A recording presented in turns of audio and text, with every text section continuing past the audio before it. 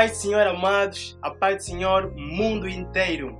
Nós, Gospel Conversation, a partir de Angola, Luanda. Estamos aqui hoje nesta grande estreia do Gospel Conversation. Eu, Stan Joels, aí atrás das câmaras, Somália Brás, não é isso? Olha, o Somália vai estar sempre aí a nos acompanhar todas as quartas-feiras. Mas hoje estamos a trazer um grande tema, o começo de uma vida cristã. Nós estamos a trazer bases e argumentos suficientes para encher o teu vocabulário e não só o teu conhecimento. Pega a tua Bíblia, o teu caderno de anotações, porque hoje vai ser fantástico. Hoje no Gospel Conversation. Não é isso, Mauete? Amém.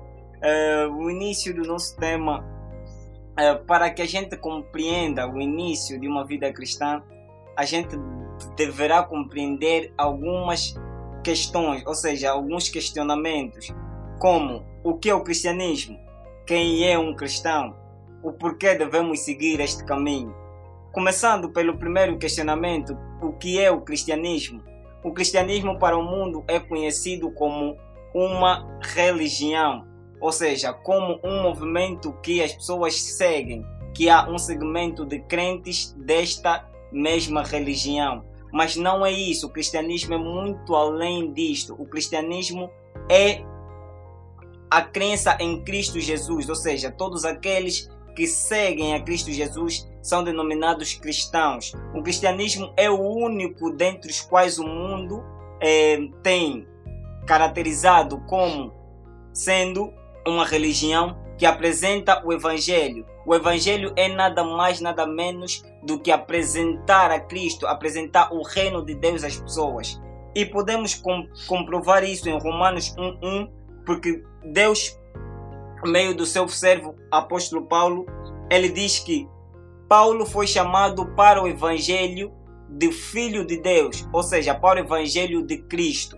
E também podemos ainda complementar esta verdade e conferi-la em Romanos 7, 14 e 25. E, dando sequência ao nosso assunto, vamos à segunda interrogativa, que é: quem é um cristão? Será que tu sabes quem é um cristão?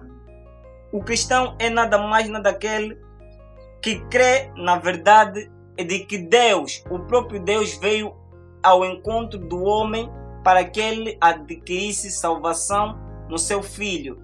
O que nos pode provar isso é João 3,16, que diz que Deus amou o mundo de tal maneira que deu o seu Filho, para que todo que nele crê tivesse vida eterna e não perecesse, mas aquele que não cresce tivesse a condenação. Ou seja, Deus não quer que os homens adquiram a condenação, mas que os homens adquiram a salvação por meio de Cristo Jesus. E a última interrogativa que temos para a compreensão deste assunto é: o porquê aceitarmos este caminho? Isso podemos compreender em Romanos 3,23 e em João 3,4 também, que diz que todos pecamos, em Romanos 3,23, que diz que todos pecamos e destituídos estamos da glória de Deus. Ou seja, todos nós nascemos de uma forma pecaminosa porque adquirimos como herança da natureza adâmica, ou seja, dos primeiros homens, o pecado, ou seja, nascemos por concepção do pecado. E há necessidade de que todos nós possamos nos voltar a Deus para sermos redimidos e transformados para uma nova criação, ou seja, fazer parte da nova criação, que é aqueles que nascem de novo. E Jesus deixa patente isso numa conversa que ele teve com Nicodemos, dizendo que, em verdade, na verdade vos digo que aquele que não nascer de novo, ou seja, o crente, o cristão é aquele que nasce de novo, aquele que nasce por meio do Espírito de Deus.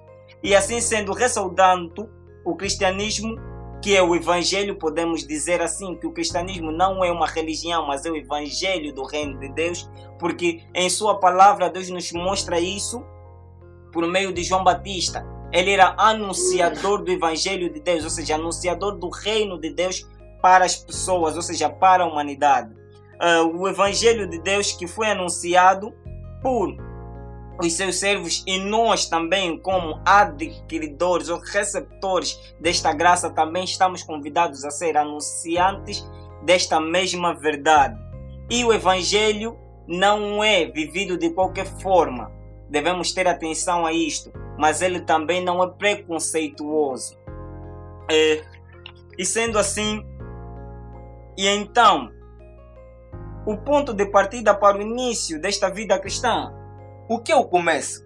Na verdade, o começo é o ponto de partida para fazer ou escolha de alguma coisa. Ainda nesta cena, o começo é o início de um processo. Ou seja, agora, a vida cristã é um processo em que consiste em 3 aspectos. Onde entramos, esperamos e saímos. Nessa entrada, nos leva ao primeiro ponto, que nos remete ao arrependimento. Mas o que é isso, arrependimento? Há 2 tipos de arrependimento. Arrependimento genuíno e arrependimento por remorso, por fazermos alguma coisa errada. E nós vamos notar que aquele que quer ser crente autêntico dentro de uma sociedade deve se levar ao arrependimento genuíno, que nos dá certeza de que nunca mais voltaremos a errar, ou seja, voltar nas nossas práticas pecaminosas. Logo, depois de nos arrependermos, devemos confessar os nossos pecados, que também nos dá certeza, ou podemos provar a Deus que a nossa posição ao entrarmos para essa vida cristã nos leva a uma devoção sincera para entrarmos dentro do reino de Deus. Agora, depois desse passo, devemos aceitar Jesus. Por que devemos aceitar? Porque a palavra diz que Ele é o caminho, a verdade e a vida. E é um caminho que nos leva à retidão. A verdade nos faz perceber que dentro deste mundo em que há muita maldade, nós devemos ser verdadeiros, amigos e 100% sinceros. E a vida eterna é aquela que nos espera por meio da obediência. Eu aqui coloquei a posição de 3 aspectos, porque é entrada, espera e saída. Agora vamos falar do tempo de espera que nos remete à obediência. Por que nós devemos ser obedientes? Porque dentro desse processo da vida cristã, nunca vamos ser um verdadeiro cristão, ou nunca vamos viver uma vida, ou início de uma vida cristã, sem obedecer. Caso nós vivemos em desobediência, estaremos a descumprir um princípio. Logo, voltaremos a cometer os mesmos erros que Adão e Eva. Porque no princípio, por meio da obediência que começa o caos. Então, nós como verdadeiro crente devemos obedecer os princípios e mandamentos de Deus. E o terceiro ponto, que não deixa de ser muito importante, é criar vínculos. E esses vínculos são bases fundamentais que nos alicerçam dentro desse passo, que nos alicerçam dentro desta caminhada e desta vida com Deus. Ou seja, dentro desses alicerces nós vamos fundamentar a nossa fé, que é o firme fundamento das coisas que não se veem, mas se esperam em Deus. Logo, nós não estamos baseados nas coisas que nós vamos ver, mas simplesmente na crença que acreditamos que Jesus é aquele que pode suprir todas as nossas necessidades, e por meio dessa fé nós vamos viver uma vida reta diante dos olhos de Deus e sermos verdadeiros e autênticos cristãos. Logo, por intermédio de orações, por intermédio de jejuns e meditação na palavra, nós vamos fazer com que essas armas fundamentais, que é oração, jejum e meditação na palavra, nos alimentam. Nós somos alimentados por meio desses princípios, que é a oração, que é a comunicação entre o homem e Deus, o jejum, que é a santificação, a pureza que nós acarretamos por meio de abstinência de algumas coisas por sacrifícios a Deus, e a meditação, que é o alimento espiritual do crente. Ou seja, nunca alguém vai estar alimentado se não fazer uso podemos dizer, na nossa vida cotidiana. Não vou estar satisfeito se eu não me alimentar até a refeição do pequeno almoço, lanche e alguma coisa. Já na vida espiritual, ao contrário, nós nos alimentamos através da palavra. Todo dia que nós vamos nos envolver, mergulhar na palavra dele, então aí estaremos a nos alimentar e estaremos a criar vínculos, bases alicerçadas, para que então vivemos uma vida de cristianismo autêntico. E Sumália, sabias qual é o princípio primordial para começarmos uma vida de oração? Não, manda vir. Ah, então o Stênio, nosso bro, tem subsídios específicos para isso. Essa Olha. foi boa, pá. Olha, o Sumalha estava tão distraído aí que ele nem imaginou Ok. que eu podia lhe ser só dar uma pergunta. Não, até não é isso. Nem se distraí, estava a olhar para a tela da câmera e já estava esperando de alguém. Você já falou disso, né? Eu quis ver quem seria o segundo. Ok. Olha, no começo de uma vida cristã, nós temos que nos submeter à oração. Oração sem cessar. Porque a oração é a conversa com Deus, não é? A oração é nós nos prostrarmos para Deus e conversamos com Deus sobre todos os nossos problemas. A oração vem para fazermos também a identificação de portas abertas nas nossas vidas e confessar todos os nossos pecados. Porque quando estamos a começar uma vida cristã, nós passamos por uma fase de confissão. E essa fase de confissão ou bem dizer, a confissão é falar de tudo aquilo que a gente já fez. Não é uma palavra muito mais terrena. É falar de tudo aquilo que já vivemos anteriormente. Não é? É falar, Pai, eu confesso que eu já fiz X e Y. Porque quando tu não passas por uma fase de oração, o demônio ainda tem legalidade sobre algumas coisas tuas. Porque se tu não orares para confessares a Deus sobre os teus pecados e te arrependeres sobre aquilo, quer dizer, todas aquelas sementes que tu andaste a plantar para o mal, não é? Quando vivias uma vida no lixo, mundana, se tu não confessares para Deus tudo isso, o diabo ainda tem legalidade sobre a tua vida, sobre essas coisas. Ainda há sementes tuas. Por isso que se molha, tá cheio de sementes, né? Tem que se arrepender, Sumalha. Tem que orar para Deus. Ai, tem que orar. Sumalha, tu tens orado? Sim. Hã? Sim. Tens se confessado mesmo? Hã? Não há sementes aí ainda, de coisas aí, de paparicas aí? Se há sementes, não são sementes do mal. São boas, né? Por isso é que vamos a prosperar. Então, devemos passar pela fase de oração. Não é? É na oração do princípio de uma vida cristã que nós vamos confessar todo o nosso mal, tirar toda aquela sujeira, né? Nos prostrarmos, dizer, Pai, eu fiz aquilo e tudo vai. Então, aprender a ler a Bíblia também é um dos pontos fundamentais.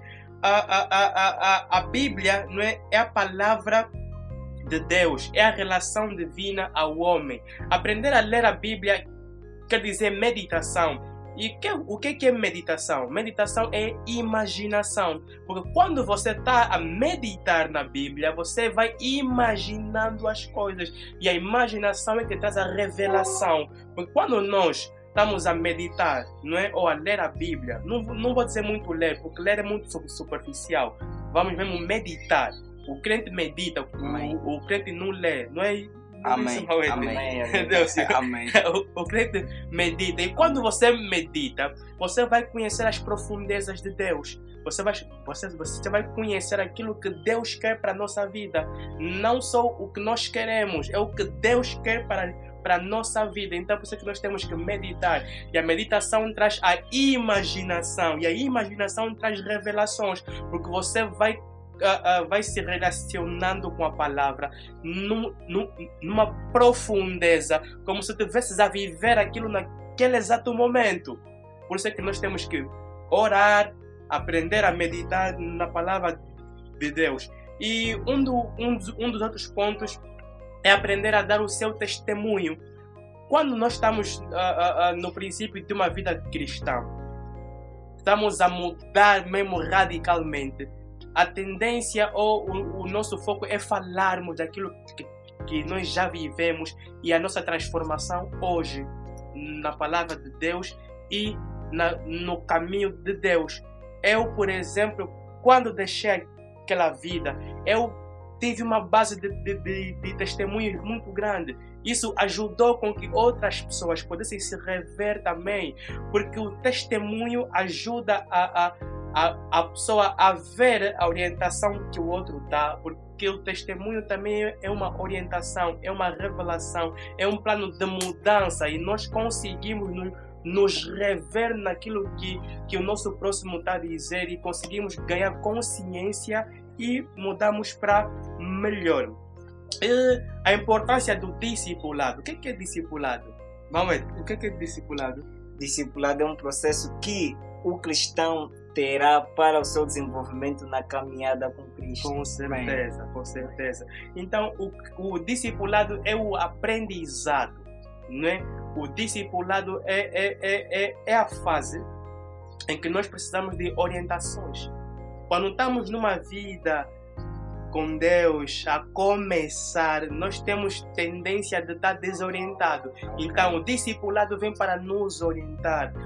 Podemos ter discipulado com o nosso pai espiritual, com o pastor, com os evangelistas, com alguém que já está neste mundo há muito tempo. O primeiro conselho que eu deixo para você é que tomas uma posição e que, se de fato te arrependeres e queres aceitar Jesus, esse é o passo importante. Arrepende-te, mas arrepende-te de todo o teu coração, porque só assim entrarás na plenitude em Jesus.